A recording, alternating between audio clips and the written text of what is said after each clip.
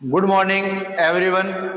आज की जो हमारी क्लास है उसमें हम मधुमक्खी पालन के लास्ट टॉपिक के बारे में चर्चा करेंगे और वो टॉपिक है मधुमक्खी पालन के उत्पाद।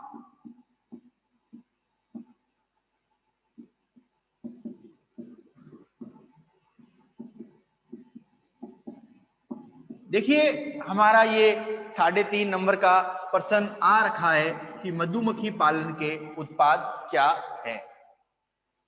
देखिए, हम बेसिकली मधुमक्खी पालन से परिचित है और मधुमक्खियों को छत्ते को हमने कई बार देखा भी है। तो हम जानते हैं कि मधुमक्खी पालन के दो मुख्य उत्पाद होते हैं। सबसे पहला अगर उत्पाद की बात करें हैं तो होता है शहद, और दूसरे उत्पाद की बात करें तो होता है मोम। अब देखिए, हमारा प्रश्न इसमें अभी तक जो आए हैं वो मैं आपको बता देता हूं। हमारे इसमें दो तरीके के प्रश्न आए हुए हैं। अगर बड़ों की बात करूं तो बड़ों में प्रश्न आया हुआ है कि मधुमक्खी पालन के उत्पाद पर टिप्पणी लिखिए 3.5 नंबर की। और अगर छोटे प्रश्नों के बारे में बात करूं तो कई बार 1 नंबर का प्रश्न आ रखा है कि मधुमक्खी पालन के दो उत्पादों के नाम लिखिए। तो आप दो उत्पाद में समझ चुके हैं कि दो उत्पाद में एक तो शहद है और एक क्या है, मोम है। और दूसरा, अगर आपको इसमें और चीज वो पूछते हैं तो ये कह सकते हैं कई बार कि शहद ना कह के वो इसको मधु कह देते हैं या हनी कह देते हैं, हनी कह देते हैं। तो ये भी एक इसका मेन प्रश्न है। और दूसरा इसका एक छोटा प्रश्न ये आया हुआ है कि शहद का संगठक क्या है, संगठन क्या है, अर्थात शहद किन किन पदार्थों से मिलकर बना है। ये भी 1 नंबर का प्रश्न आ चुका है कि शहद के संगठक बताइए, अर्थात किन किन पदार्थों से मिलकर शहद बना होता है। तो ये हमारे 3 प्रश्न रिवाइज करता हूँ। पहला तो मधुमक्खी पालन के उत्पाद को बड़ा समझाइए।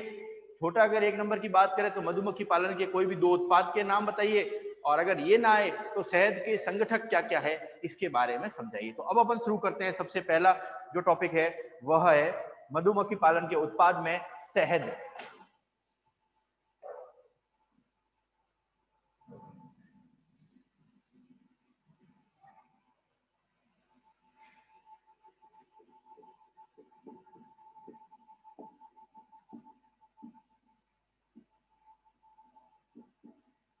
देखिए, हम जानते हैं कि जो मधुमक्खी पालन का मुख्य उत्पाद होता है, सबसे मुख्य उत्पाद, अगर आपसे कोई पूछे कि मुख्य उत्पाद कौन सा है और सहायक उत्पाद कौन सा है, तो मुख्य उत्पाद होता है शहद, जबकि सहायक उत्पाद की बात करें तो हमेशा होता है मोम।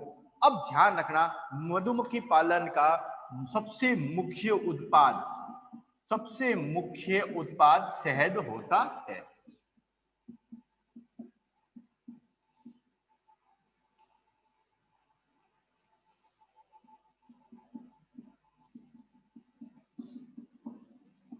और आपको एक चीज बता देना चाहता हूं कि अगर आप शहद के आंकड़ों की बात करें कि शहद को कैसे कितना एकत्रित किया, तो अपन जानते हैं कि शहद को एकत्रित करने के लिए, शहद का निर्माण करने के लिए श्रमिक मधुमक्खियां होती है, वो क्या करती है, विशेष तौर से फूलों से पराग को, मकरंद को इकट्ठा करती है और उससे क्या करती है, शहद का निर्माण करती है। और एक वैज्ञानिक आंकड़े के अनुसार, वैज्ञानिक आंकड़े के अनुसार आधा किलो शहद बनाने के लिए, आधा किलो शहद बनाने के लिए मधुमक्खियों को पौधे से, मतलब फूल से लेकर छत्ते तक करीब 50 से 80 हजार बार चक्कर लगाना पड़ता है। तो ये एक ध्यान रखना, आंकड़ा बता रहा हूं आपकी नॉलेज के लिए कि आधा किलो शहद बनाने के लिए मधुमक्खी होती है उसको 50 से 80 हजार बार चक्कर लगाना पड़ता है। और इनका अगर एक चक्कर की बात करें, एक चक्कर की बात करें, मैं देसी छत्ते की बात करूं तो एक चक्कर जो होता है वो इनका 1.80 किलोमीटर से लेकर 2.80 किलोमीटर तक होता है, अर्थात लगभग 2 किलोमीटर का इनका एक चक्कर होता है। क्योंकि हम जानते हैं कि देसी छत्ते की बात करूं तो आपने देसी छत्ते में देखा होगा कि छत्ता बहुत ऊंचाई टंकी पर बना होता है और जो फूल पौधे होते हैं वो बहुत दूर पर होते हैं। तो मधुमक्खियों को ये डिस्टेंस है वो लगभग 1.80 किलोमीटर या 2.80 किलोमीटर, लगभग 2 किलोमीटर आंकड़ा मान लीजिए, प्रत्येक मधुमक्खी को फूलों से पराग एकत्रित करके उसे छत्ते से रवाना होकर फूलों से पराग लेकर वापस छत्ते तक वो पहुंचने में टोटल लगभग 2 किलोमीटर की डिस्टेंस करती है। और ऐसे जब वो मधुमक्खी 50 से 80 हजार बार चक्कर लगाती है तब जाके आधा किलो शहद बनता है। तो आप समझ सकते हो इस शहद को बनाने में कितने परिश्रम की आवश्यकता होती है। अब शहद बनाने के लिए क्या होता है, इस प्रक्रिया को आप समझ लीजिए। सबसे पहले जैसे ही पराग या मकरंद को इकट्ठा करते हैं, मधुमक्खी जो श्रमिक मधुमक्खी है, जिसको हम क्षेत्र मधुमक्खी कह रहे हैं, वो क्या करती है, इसको अपने मुंह में रखती है। अब मुंह में रखने के दौरान उसकी लार से कुछ विशेष एंजाइम उस फूलों के मकरंद या पराग में मिलते हैं, और उस पराग या मकरंद में मिलने के कारण उसमें क्या होता है, उसमें कुछ रासायनिक परिवर्तन होते हैं। उस रासायनिक परिवर्तन के दौरान जो सुक्रोज होता है वो जल अपघटित होकर डेक्सट्रोज और लेव्युलोज में परिवर्तित हो जाता है। तो सुक्रोज जो होता है वो जल अपघटित होकर लेव्युलोज और डेक्सट्रोज में लेव्युलोज और डेक्सट्रोज में परिवर्तित हो जाता है। तो डेक्सट्रोज, एक तो फर्स्ट कौन सा है, डेक्सट्रोज, और दूसरा है लेव्युलोज। तो लेव्युलोज में परिवर्तित हो जाता है। अब होता क्या है, अब शहद निर्माण की प्रक्रिया को मैं आपको वापस समझाता हूं एक बार सिंपल से में। जैसे ही कोई श्रमिक मधुमक्खी, देखिए श्रमिक मधुमक्खी दो प्रकार की होती है, एक तो होते हैं युवा, एक होते हैं क्षेत्र वाले जो होते हैं उनका काम होता है छत्तों से पराग को फूलों से पराग को एकत्रित करके उसको छत्ते तक पहुंचाना। और जो युवा होते हैं वो क्या करते हैं, जो श्रमिक मधुमक्खी श्रमिक मधुमक्खी जो फूलों से पराग लाए हैं उनको लेकर उनको कोष्ठों में जमा करना। अब जैसे ही कोई श्रमिक मधुमक्खी छत्ते से रवाना होकर वो कहां तक जाएगी, फूलों के पास, वहां से पराग को इकट्ठा करेगी। उस पराग को इकट्ठा करके अपने मुंह में रखेगी। मुंह में रखने से क्या होगा, उसमें उसकी कुछ लार मिलेगी। लार मिलने से जो सुक्रोज है वो लेव्युलोज और डेक्सट्रोज में परिवर्तित हो जाएगा जल अपघटित होकर। अब जो श्रमिक मधुमक्खी है वो क्या करेगी, इसमें से कुछ अंश का वो स्वयं ग्रहण करेगी भोजन के रूप में। बाकी जब वो वापस आएगी तो वो क्या करेगी, युवा श्रमिक मधुमक्खी है उसके मुंह में इस चीज को डाल देगी।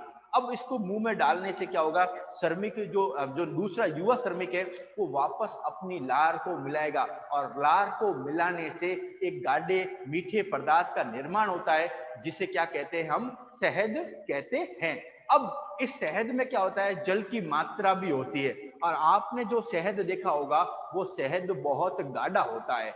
और अब इसका मतलब क्या, इसमें से जल को उड़ाना है। तो जो युवा श्रमिक होते हैं वो क्या करते हैं, इस शहद को जो छत्ते के कोष्ठ है उनमें क्या होते हैं, भर देते हैं। भरने के पश्चात अपने पंख को तेजी से हिलाते हैं।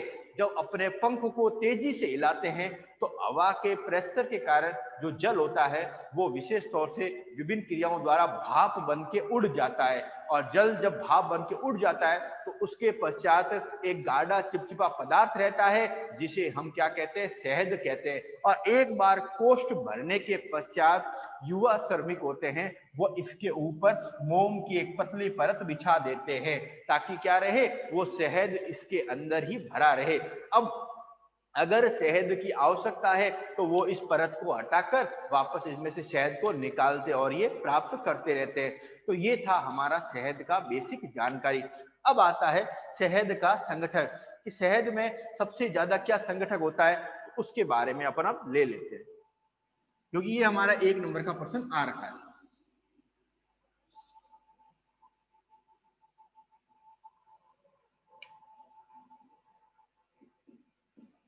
शहद के संगठन।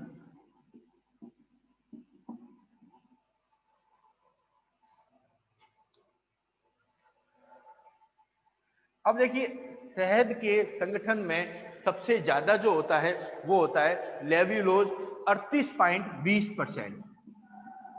लेव्युलोज सबसे ज्यादा होता है, 38.20% जो होता है वह लेव्युलोज होता है। इसके बाद आता है डेक्सट्रोज। डेक्सट्रोज जो होता है वह होता है डेक्स्ट्रोज जो होता है वह होता है 20.30%। इसका मतलब क्या है, डेक्स्ट्रोज जो है वह 20.30% होता है। फिर आती है माल्टोज व अन्य शर्कराएं। माल्टोज व अन्य शर्करा ये होती है लगभग 9%। तो माल्टोज और अन्य शर्करा होती है वह क्या है, 9% होती है। उसके पश्चात एंजाइम जो होता है वह एंजाइम होता है वो लगभग होता है 2.02%। इनमें क्या होता है, एंजाइम होता है। और हम जानते हैं कि कुछ मात्रा में इसमें जल भी होता है। तो जल होता है वह इसमें लगभग जो मात्रा है वह 17.30% इनमें जल होता है। तो ये इसमें लगभग 17.30% होता है। और अन्य में जो होते हैं वो विशेष प्रकार के कैल्शियम आयन जैसे होते हैं। जो शेष रह जाता है अन्य आयन है वो शेष परसेंट होते हैं। तो शेष परसेंट जो होते हैं, विशेष तौर से अगर मैं बात करूं तो कैल्शियम कह सकता हूं, फेरस कह सकता हूं। इनकी जो मात्रा होती है वो लगभग 1% के आसपास होती है। तो शहद के संगठन में वापस बताता हूं, सबसे ज्यादा होता है लेविलोज 38.20%, दूसरा होता है डेक्स्ट्रोज, तीसरा होता है माल्टोज व अन्य शर्करा, चौथा एंजाइम, पांचवा जल, और कैल्शियम और अन्य में क्या होता है, शेष होता है। तो ये हमारा 1 नंबर का प्रश्न आ चुका है। तो ये हमारा पहला टॉपिक पूरा होता है कि उत्पाद में शहद। अब दूसरा आता है मोम।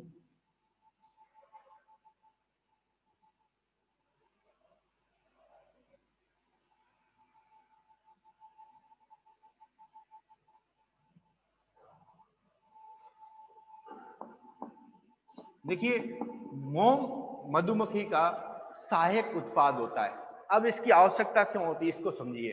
क्योंकि जब हम जानते हैं कि मधुमक्खी छत्ते में वायु कोष्ठ होते हैं, उनमें क्या होती है, उनको शहद को भरती है। तो क्या होता है, उसको पैक करने के लिए अर्थात उससे बाहर नहीं निकले एक सील्ड आवरण होता है जिसे हम क्या कहते हैं, मोम कहते हैं।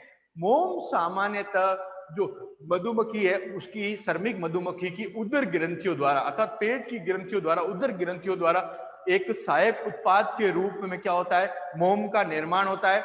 और ये मोम जब उनके मुंह में आता है तो मुंह में आने के पश्चात इसको विभिन्न प्रकार के कोष्ठों के रूप में वह बाहर निगलते हैं। जैसे आपने प्लास्टिक को बनते देखा होगा, तो प्लास्टिक रियल में पहले छोटा सा दाना होता है, लेकिन बाद में वो एक कुर्सी का शेप ले लेता है, कोई प्लास्टिक का अलग अलग प्रकार के उपकरणों में ले लेता है। वैसे ही क्या होता है, इनकी उदर ग्रंथियों द्वारा प्लास्टिक मोम का स्रावन होता है। फिर आवश्यकता अनुसार जिस शेप में इनकी आवश्यकता होती है उसमें क्या किया जाता है, इनको परिवर्तित कर दिया जाता है। तो यह सहायक उत्पाद होता है, यह सहायक उत्पाद होता है। नेक्स्ट, यह श्रमिक मधुमक्खी की उदर ग्रंथियों द्वारा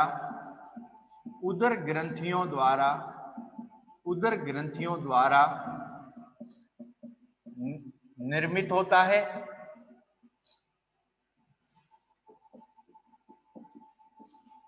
अब निर्मित होने के पश्चात जो श्रमिक मधुमक्खियां हैं वो क्या करती है, आवश्यकता अनुसार इसे क्या करती है, छत्ता बनाने में इसका क्या करती है, उपयोग करती है।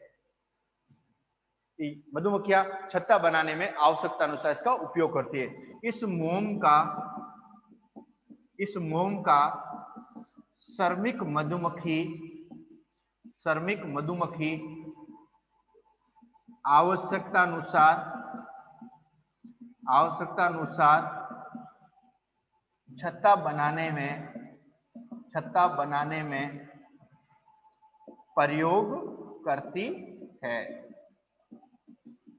अब ये जो मोम होता है, ये जब इनके मुंह में आता है तो इसको एक निश्चित शेप में अर्थात जो षटकोणीय कोष्ठ होता है, वो षटकोणीय कोष्ठ के अनुसार क्या होता है, इसकी आकृति डाली जाती है। और ये क्या होता है, जब छत्ता बनता है तो सबसे पहले क्या होता है, उसमें नीचे एक मोम की परत होती है, उसके बीच में शहद रखा जाता है और वापस उस पे मोम की एक परत आ जाती है। तो ये क्या है, इनकी उदर ग्रंथियों से विकसित होता है। और ये जो युवा श्रमिक होते हैं उनका काम यही होता है, क्योंकि देखिए दो श्रमिक है। क्षेत्र श्रमिक का तो मुख्य कार्य क्या है कि शहद और फूलों से पराग लाकर उसको छत्ते तक पहुंचाना, और युवा श्रमिक क्या कर रहे हैं, उस जो शहद आया है, जो आया है मधु, उसको क्या कर रहे हैं, एक तो छत्ते में रख रहे हैं और साथ में मोम का श्रावण करते हैं। अब आता है लास्ट इसमें टॉपिक आ रहा है कि शहद और मोम के क्या हम फायदे उठा सकते हैं। देखिए मोम से अगर हम सबसे बड़ी बात करें तो जितनी भी सौंदर्य वर्धक वस्तुएं आती है, विशेष तौर से मोमबत्ती बनाने में, या विशेष तौर से शेविंग क्रीम बनाने में, या मैं अगर आपको और बात करूं तो कोल्ड क्रीम बनाने में, कार्बन पेपर बनाने में, पॉलिश बनाने में, ये जितनी भी वस्तुएं आती है इनमें मोम की निश्चित मात्रा डाली जाती है। तो कहने का मतलब आप जितनी भी सौंदर्यवर्धक वस्तुएं देख लीजिए, इसके साथ में मोमबत्ती देख लीजिए, पॉलिश देख लीजिए, जो चमकनेदार देखते हैं, ये रियल में क्या होती है, मोम की एक परत होती है। मोम की एक परत की विशेषता होती है कि ये काफी देर तक चमक देती है, और जब चमक देती है और उसके बाद क्या धीरे धीरे धीरे समय के साथ इसकी चमक घटती जाती है और एक समय बाद ये लुप्त हो जाती है। तो कहने का मतलब क्या है, तो मोम का उपयोग सामान्यतः जो फैंसी आइटम है उनमें, और इसके साथ में पॉलिश, मोमबत्ती बनाने में, कार्बन पेपर बनाने में किया जाता है। लेकिन अगर मैं शहद की बात करूं तो आपने देखा होगा कि शहद का उपयोग सबसे ज्यादा खाने में किया जाता है, और इसका खाने में सबसे ज्यादा जो उपयोग है वह किया जाता है। और मधुमेह के रोगियों को ध्यान रखना, मधुमेह के रोगियों को शहद खाने के लिए दिया जाता है ताकि उसमें ये रोग ना फैले। इसके साथ ही विभिन्न प्रकार के फूड आइटम्स, ब्रेड या विभिन्न प्रकार के जो आइटम्स होते हैं उनमें भी क्या होता है, शहद को लगाकर खाया जाता है। तो ये थे इसके सामान्य रोग हैं जो अब इसके उत्पाद होते हैं पूरे। अब हमारा लास्ट टॉपिक रह रहा है वह है मधुमक्खी के रोग।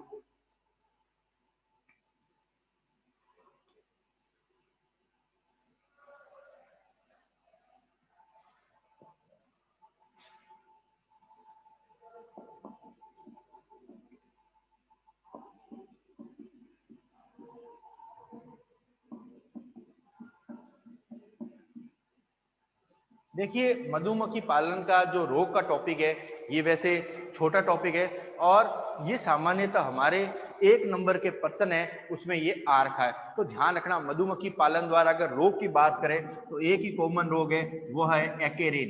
एक्केरेन जो रोग होता है वह एक ऐसा रोग होता है जो मधुमक्खी पालन में एक्केरेन होता है वह पाया जाता है। और इस रोग की एक विशेषता होती है, इस रोग की एक विशेषता होती है, और अगर ये बात कहें कि एक्केरेन रोग किसके द्वारा होता है तो ये ध्यान रखना, एक्केरेपिस वुडी द्वारा, एक्केरेपिस एक्केरेपिस वुडी द्वारा, एक्केरेपिस वुडी द्वारा, ये ध्यान रखना, एक्केरेपिस वुडी द्वारा एक्केरेन नामक रोग होता है। और ये जो रोग होता है वह मधुमक्खी पालन को बहुत ज्यादा प्रभावित करता है। और यह रोग अगर भारत की बात करूं तो ज्यादातर जम्मू कश्मीर और यूपी में, ये यूपी में दिया गया है।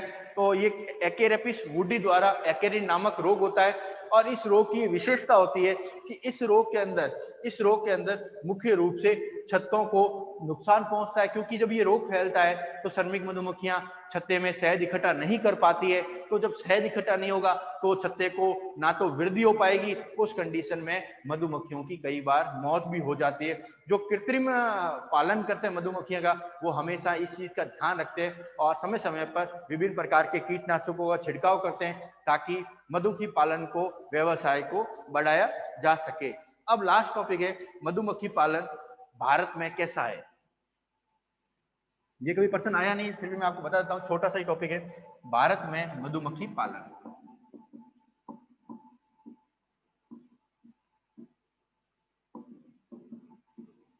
देखिए हमारे यहाँ विभिन्न प्रकार की संस्थाएं हैं, वह भारतवर्ष में अनेक स्थान जैसे यूपी, कर्नाटक, गोवा, तमिलनाडु, जम्मू कश्मीर, उनमें ये विभिन्न प्रकार के ऐसे प्रोग्राम चलाती है जिससे क्या होता है कि मधुमक्खी पालन का जो व्यवसाय करते हैं उनको जानकारी मिलती है।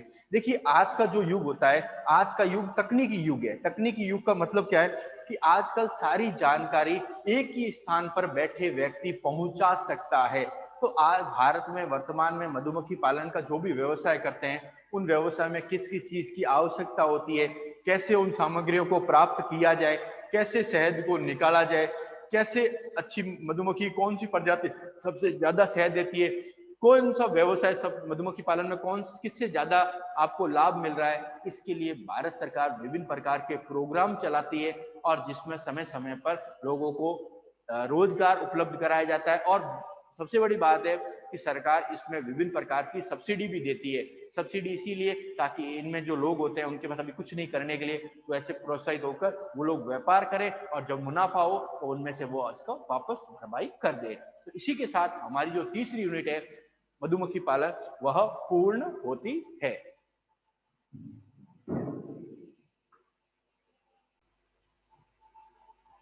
अब हम चौथी यूनिट शुरू कर रहे हैं आज, वह है कीट प्रबंधन। देखिए हमारी चौथी यूनिट है वह है कीट प्रबंधन।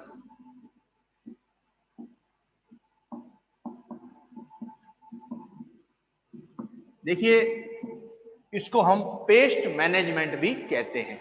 देखिए हमारी यूनिट चौथी है, ये किस प्रकार की, पहले मैं आपको इसके बारे में समझा देता हूं। कीट प्रबंधन का बेसिक मतलब क्या है कि कोई भी फसल होती है, भले कहें तो वो अगर खड़ी फसल है खेत में, या उस फसल को काट के हमने उसको घर में स्टोरेज कर दिया है, खड़ी फसल कहे भंडारित फसल कहे, उनको किस प्रकार से कीटों से सुरक्षित रखा जा सके, इसके लिए कीट प्रबंधन की आवश्यकता होती है। आपने कभी भी विशेष तौर से जो किसान लोग फसल बोते हैं, तो आपने विशेष तौर से देखा होगा कि जब फसल का बीज बोए जाते हैं, जब फसल धीरे धीरे बीज से फसल उग रही है फसल, तो उसमें विभिन्न प्रकार के केमिकलों का उसके ऊपर छिड़काव किया जाता है। अब केमिकल का जब छिड़काव किया जाता है तो इस बात का ध्यान रखा जाता है कि उस फसलों में किसी प्रकार का कीट नहीं लगे। अगर हाल ही की मैं चर्चा करूं तो सबसे बड़ा आपने एक मुद्दा सुना होगा, टिड्डी का हमला। हमारे क्षेत्र बाड़मेर में वर्तमान में टिड्डी का एक बड़ा हमला हुआ था और उसने कई हजारों किलोमीटर की जो फसलें थी राजस्थान, इधर महाराष्ट्र, इनमें नष्ट कर ली। तो आपने देखा होगा ये कीटों का नष्ट करने का एक पूरा प्रबंधन होता है जिसे हम कीट प्रबंधन कहते हैं। तो इस यूनिट में है क्या क्या वो मैं आपको समझा देता हूं। इस कीट में हमारे 3 तरह के प्रश्न आते हैं। पहला आता है कीट प्रबंधन क्या है, इसको समझाइए। अर्थात कीट प्रबंधन का मतलब क्या है, कीटों को नष्ट करना। फसलों को कीटों से बचाने के लिए हानिकारक कीटों को जब हम नष्ट करते हैं, इसी को हम कीट प्रबंधन कहते हैं। अब इसमें किन किन चीजों का यूज करते हैं, तो अलग अलग प्रकार के रसायनों का, उपकरणों का यूज करते हैं, वो कीट प्रबंधन में आता है। दूसरा हमारा जो इसमें कई बार प्रश्न आता है, कुछ विशेष जो फसलें या पौधे ऐसे हैं, जैसे कपास का कह दीजिए, कोई विशेष गेहूं की या बाजरे की फसल है, उनमें कौन कौन से कीट नष्ट कर रहे हैं। उनमें भी कई बार ये प्रश्न आता है कि कपास के पौधे को नष्ट करने वाले 4 कीटों के नाम बताइए, या कपास के जो पौधे को नष्ट कर रहे हैं उन कीटों की लाइफ हिस्ट्री के बारे में बताइए। तो ये हमारा इस तरह का प्रश्न आते हैं। अब ध्यान रखिए कि सभी जो कीट होते हैं वह हानिकारक नहीं होते। अब ये ध्यान रखना, जितने भी कीट होते हैं वह हानिकारक नहीं होते हैं। कहने का मतलब कीटों को हम 3 श्रेणियों में विभाजित करते हैं। तो आर्थिक महत्व के आधार पर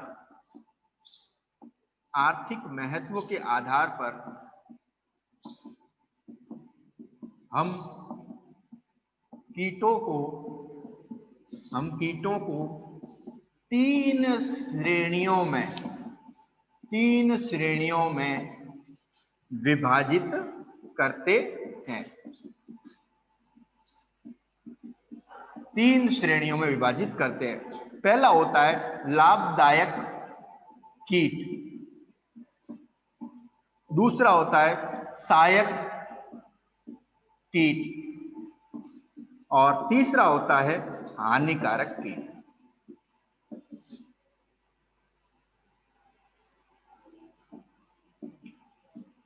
अब देखिए, मैं आपको पहले शॉर्ट समझा देता हूं कि लाभदायक कीट किसे कहते हैं, सहायक कीट किसे कह रहे हैं और हानिकारक कीट किसे कहते हैं। अब देखिए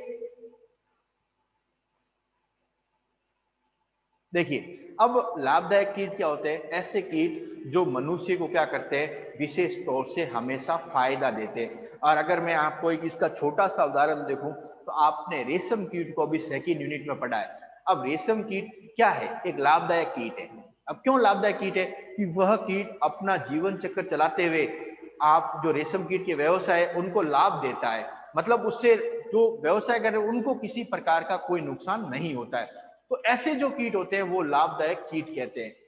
सहायककारी कीट कौन से होते हैं, सहायककारी कीट वह होते हैं जो विभिन्न प्रकार के हानिकारक जो कीट होते हैं, हानिकारक जो कीट होते हैं उनको खाकर नष्ट करते हैं। तो ऐसे जो कीट होते हैं वो सहायककारी कीट कहलाते हैं। और हानिकारक कीट वो होते हैं जो हमेशा फसलों को हानि पहुंचाते हैं। जैसे अगर अपन टिड्डी की बात करें या अपन आपने देखा होगा घुन होता है जिसको राइजोपरथा कहते हैं, तो ये जो कीट होते हैं ये हमेशा हानिकारक कीट होते हैं। तो अब हमारी जो नेक्स्ट क्लास होगी उसमें हम इन टॉपिकों के बारे में आगे चर्चा करेंगे। धन्यवाद।